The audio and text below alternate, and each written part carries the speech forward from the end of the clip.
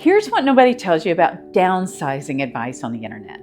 Most of it was written for a very specific kind of brain, and if you ever pulled everything out of your closet, looked at the pile, and just completely shut down, that advice wasn't written for you. Wasn't written for me either. I'm Cindy. We're in the middle of transitioning to full-time travel and retirement, and downsizing was one of the first mountains we had to climb. I tried the conventional stuff, didn't work. So I figured out what did. And if your brain gets overwhelmed by chaos the way mine does, these are the techniques that actually kept me sane throughout this entire process. Because here's the thing about downsizing. There are actually two phases that feel like nothing like each other. There's the planning phase, slow, no deadline, you control the pace, and then there's the sprint, when the clock is real and every decision has consequences. These techniques are for the planning phase, for the slow burn, because getting that part right is what made the sprint survivable. Here's what most downsizing advice tells you. Start with the hard stuff. Tackle the sentimental items while you have the energy. Rip that Band-Aid off. I tried that, didn't work. So I did the opposite. I started with coats. That's it, just coats. Not the whole closet, just the coats. I pulled them all out and I was shocked. Tags still on some of them, some I've never worn. Hiding in different closets around the house. Easy decisions, every single one. Bagged up and gone in one session. And here's what that did for my brain. It proved I could do this. That's all I needed. One small win, one contained mess, that I had a beginning and an end. Here's what I figured out along the way. Not everything fits into the same category, and forcing it is where the wheels come off. I ended up with 3 piles in this process. The wagon for things I was considering letting go of, but hadn't yet decided what to do. No pressure, just a holding place. The donation box is for things I already committed to donating. Decision made, just waiting to leave. And the closet for the stuff that had too much emotional weight to deal with yet. Old film reels from my dad, boxes of loose photos. When Steve brought those out, I had him put them right back in the closet. And that's okay. The closet isn't failure, it's just not time yet. The only rule was nothing sits out in a way that makes me feel bad walking past it. So I mentioned the wagon in the last technique, but I want to go deeper because this genuinely changed how the whole process felt for me. Before the wagon, I was a pile everything on the dining table person. You know the pile, the one that starts with 2 things and somehow it becomes everything you own. And then someone's coming over and you frantically are hiding it in the guest bedroom and promising yourself you'll deal with it later. Later never comes. The pile just moves. The wagon fixed that. We had one of those collapsible utility wagons, the kind with wheels, and we parked it in the middle of our open living space near the dining table. That was our shared holding zone. Both of us could just add to it throughout the week. No sessions, no scheduled decluttering time, just walk past something and think, do I really need this? Toss it and keep going. The wheels were the whole game because when company was coming over, I just needed it out of my visual space. 30 seconds and it was out in the garage. And when I was ready to deal with it, I rolled it right back out. For a brain like mine, that's not a small thing. That's a control when the chaos is allowed to exist in my space. And here's how we kept it from becoming just another pile. We never let it overflow. The moment it starts overflowing, it stops being a system and starts being a mess. So when it got full, I'd pull out the items onto the kitchen table and make decisions. Sell, donate, or honestly, just put it right back in the wagon because I still wasn't ready.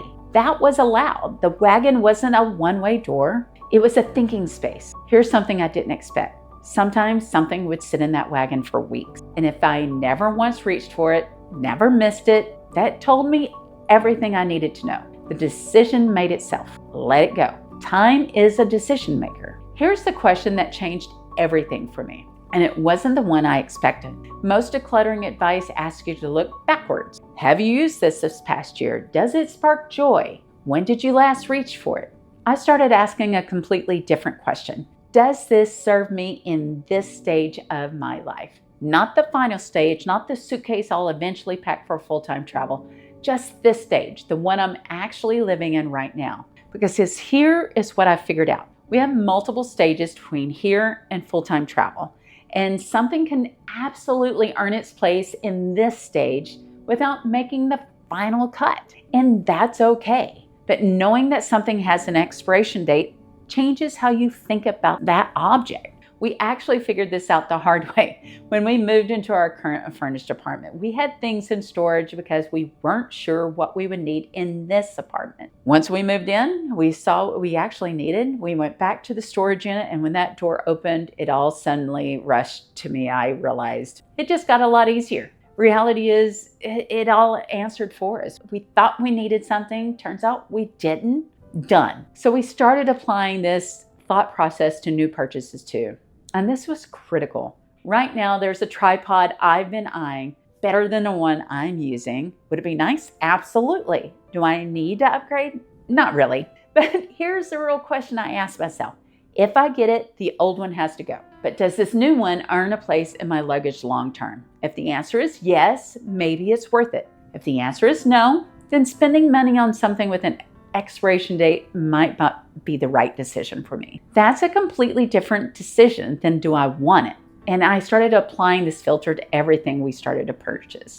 Here's the thing about downsizing that can make or break the process. It's not just about what leaves, it's about what stops coming in. Because if you're donating out the front door and Amazon is delivering through the back door, you're not downsizing, you're just rotating the inventory. I had been watching some minimalist YouTubers and kept hearing about a no buy month challenge. The concept is simple. You commit to a month of only buying true necessities. No browsing, no adding to cart, it was on sale. Steve took that idea a little further and added a financial twist to it. We picked a month where we had an extra pay period. So there is actually more money coming in, and we would choose not to spend it on things. That's extra income. It was something that was going to go into savings for our future. So it was an investment in us and not a punishment. Did we buy things the following month? Yep. And I'm not going to pretend we were minimalist overnight. But that month taught me something I had to admit. I used to shop for fun, browse online just to see what was out there. And honestly, it was probably just a dopamine hit. The no buy month forced me to sit with that impulse instead of acting on it. And when I came out on the other side, I realized most of what I was buying wasn't a need. It was just a habit dressed up as a want.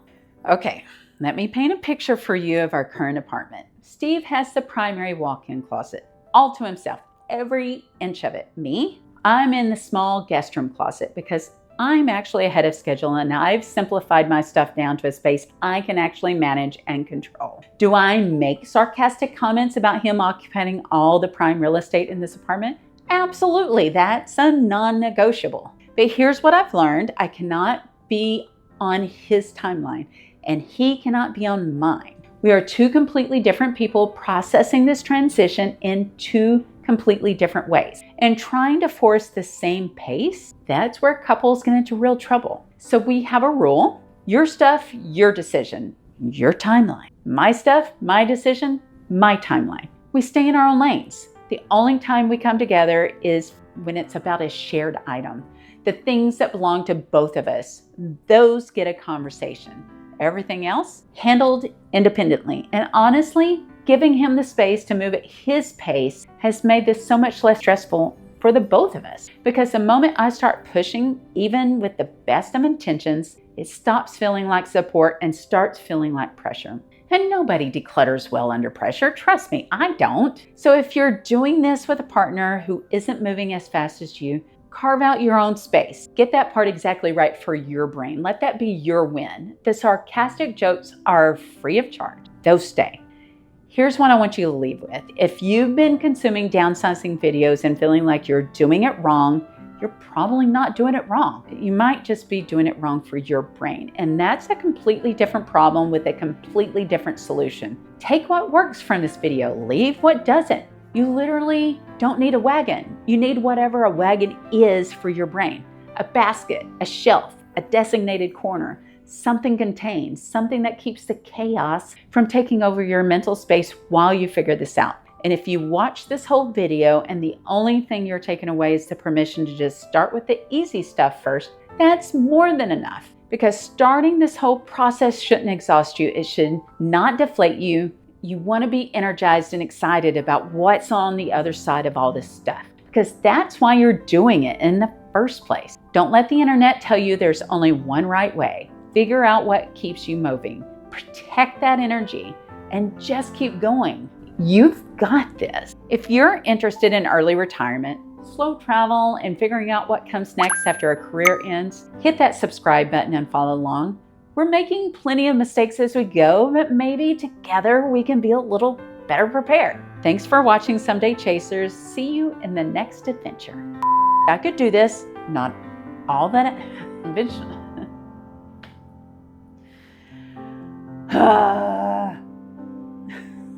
That.